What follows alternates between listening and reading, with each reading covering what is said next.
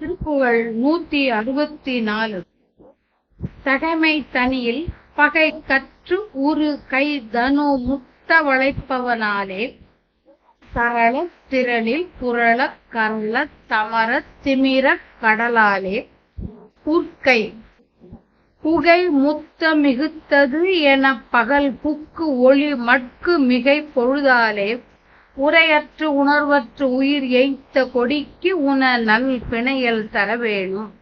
திகை பத்தும் உக கமலத்தனை முன் சிறை இட்ட பகை திரள் வீரா திகழ் கற்பகமிட்ட வன கனக திருவுக்கு உருகி குழை மார்பா பகல கிரண பரண ஜடில பரமற்கு ஒரு சொல் பகர்வோனே பவன புவன செறி உற்று உயர் மெய் பழனி குமரப் பெருமாளே உரையற்று உணர்வற்று உயிர் எய்த்த கொடிக்கு உன நல் பிணையல் தரவேணும்.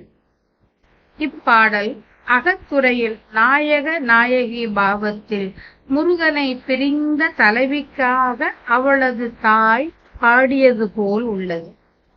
மன்மதன், அவனது வில், கடல், இரவு இவை தலைவியின் பிரிவு துயரை கூட்டுவன. நற்றாய் இரங்கல் துறை என்ற துறைக்கு கீழ் வருவது.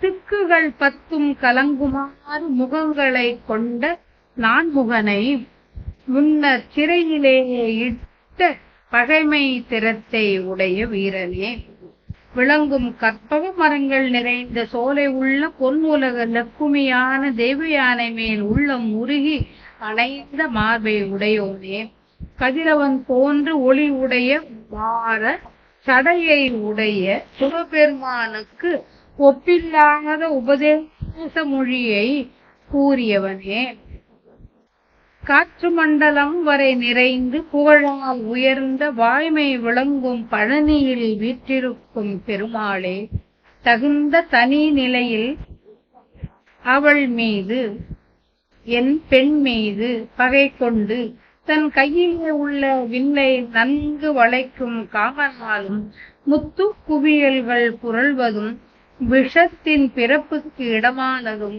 ஒலிப்பதும் இருள் நிறைந்ததுமான கடலினாலும் விண்மீன்கள் முத்துக்கள் நிறைந்தது போல் நிரம்பி தோன்ற பகல் காலம் சென்று ஒளி குறைந்து மிஞ்சி இருக்கும் இரவு போதாலும் சொல்லற்றும் உணர்வற்றும் உயிர் இழைத்து நிற்கும் கொடியை போன்ற எம் மகளுக்கு உன் நல்ல மாலையை தருதல் வேண்டும் என்று துதிக்கும் பாடல்.